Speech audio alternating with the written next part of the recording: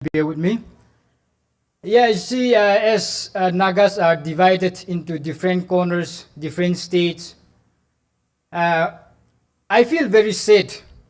The younger generation, today's youth, we have very limited knowledge about the Naga areas, Nagaland, beyond the artificial borders, beyond the imposed borders.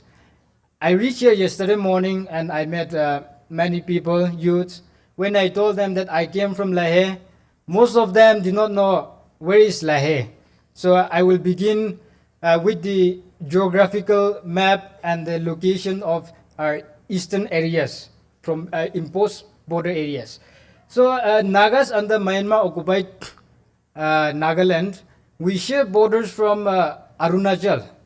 Our ancestral land starts from the north from Arunachal, stretching to the Kachin state, Hakong Valley. From Hakong Valley till Kabo Valley in the Manipur side, Tamu side. So when we measure that land, we can see that eastern Nagas, there are lots of vast land in the eastern sector, eastern side. So we have major towns, we have Shambuyan, Tanai. Those are Nagas in the east also divided like in the Indian side, like Manipur, Arunachal. So in the eastern side also we have Shambuyan and Tanai is under Kachin state. And then Leshi, Lehe, Nanyun, this only 3 township has been recognized by the Burmese government as a self-zone of the Naga people. And then we have Kamti, Homalin, and then Tamandi, and then Tamu More, which is not included in the Naga zones. So even in the east, we are like that. So, and today, the political situation, the struggle of our eastern is very measurable, I should say. After the military coup in Myanmar, you all know that the eastern Nagas are deprived of education and then healthcare, connectivity, communication. You all have heard somehow, even though if you don't have experience. Because of the Naga struggle, Naga movement and all, you see, because of our political aspiration, eastern Nagas carrying the cross of the Naga sovereignty, till today we stand very clear in our principle. We have not made any single mistake. There is not even a black dot in the white paper with regards to the eastern Naga history. Why? Because we have never been part of the Burmese Union also. You may have known that the Panlong Agreement, 1947, Nagas were not part of it. And 21st century, in the NLD time, they tried to revive the Panlong Conference for 4 times. Nagas were not part of it because this Panlong Agreement and Panlong Conference is to be united. There are so many over 150 ethnic groups in Myanmar. So this conference, this agreement is to bring all the ethnic groups of Myanmar under the Union of Myanmar. So we can go to the Union of Myanmar. We are not fighting for autonomy or this and that also. That is why Nagas were not part of it. And in nationwide ceasefire agreement in 2015 under the Chunda government, the nationwide ceasefire agreement also the same. It is to bring all the armed groups under the Union of Myanmar to give greater autonomy and to form the federal union. But the eastern Nagas, the Naga national workers in the east, they rejected. And because they rejected this invitation to NCA, in 2019, the headquarters of NNC and GPRN was overtaken. And then the Burmese Chunda government, they tried to crush the Naga national movement, the sovereignty, the rights of the Nagas. But thank God, till today, Naga national workers in the east, they are standing strong. From the very beginning, from where we start, we are still there. So this is our political stand in the east. Till today, once we start our negotiation with the Burmese government for the eastern areas, then there our political future is gone. There is no more the first from the very beginning what we stand for, Naga sovereignty, Naga one principle, one Naga nation, one people, that slogan will be gone if the Eastern Nagas started negotiations, started for autonomy, started for federal state with the government of Myanmar, then our principle, Naga principle, our destiny will be stopped there. That is why, even though we are struggling without education, without infrastructure, without healthcare, the Eastern Nagas are still carrying the cross of the Naga national movement. I want to say this. And then after the military coup, what have happened to us? The Nagas in the east have come under threat from different corners.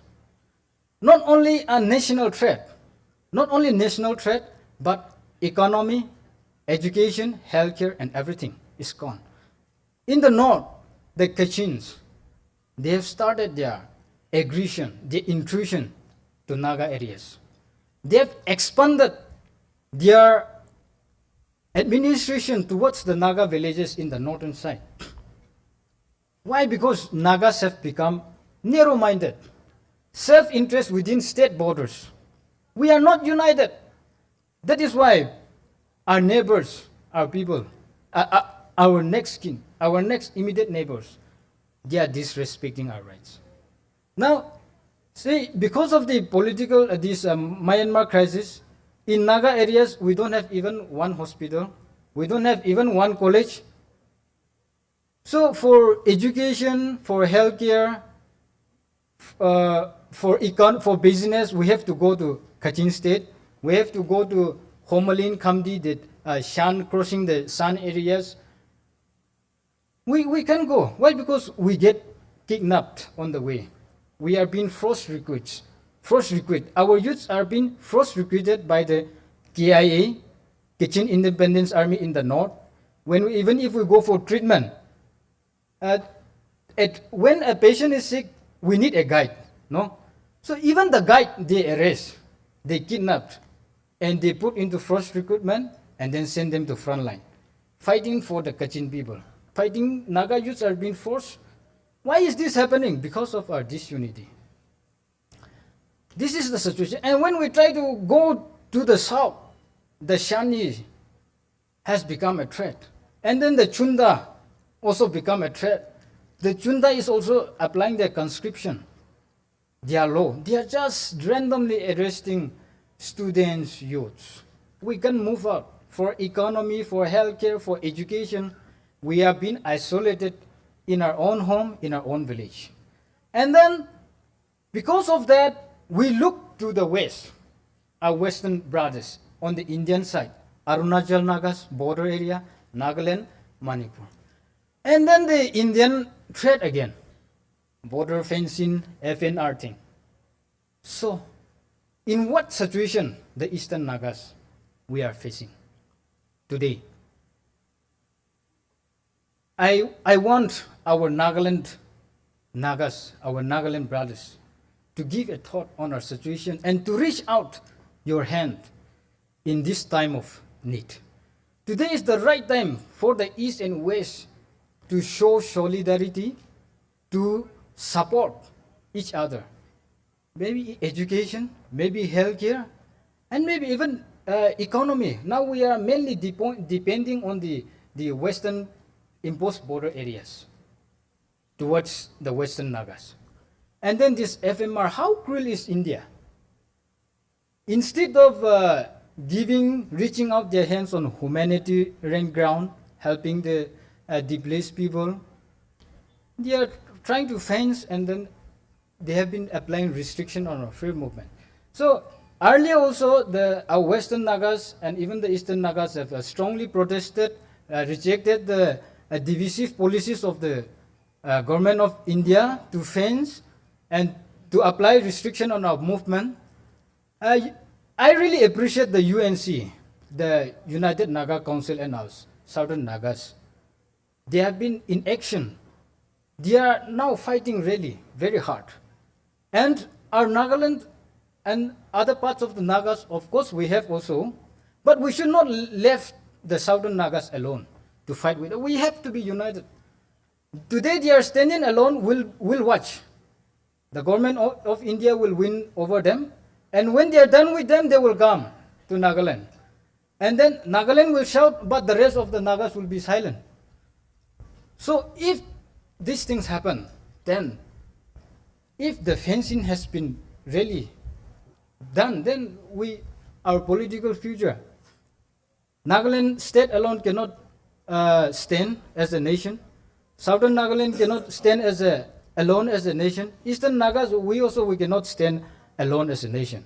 So we have to be united in our collective aspirations and in our cause. So it is time for Nagas to see beyond our kitchens. And it is time to really think in action of our political aspiration, not within state borders alone. So, dear brothers and sisters, beloved Naga leaders, we have to see beyond. And also, we want to request from the Eastern Zone, in this critical situation of the Eastern Nagas, we seek your helping hand towards our education, towards our healthcare and economy.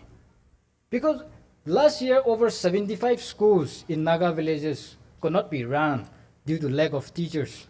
And this year, over 85 schools has been closed down because due to lack of teachers.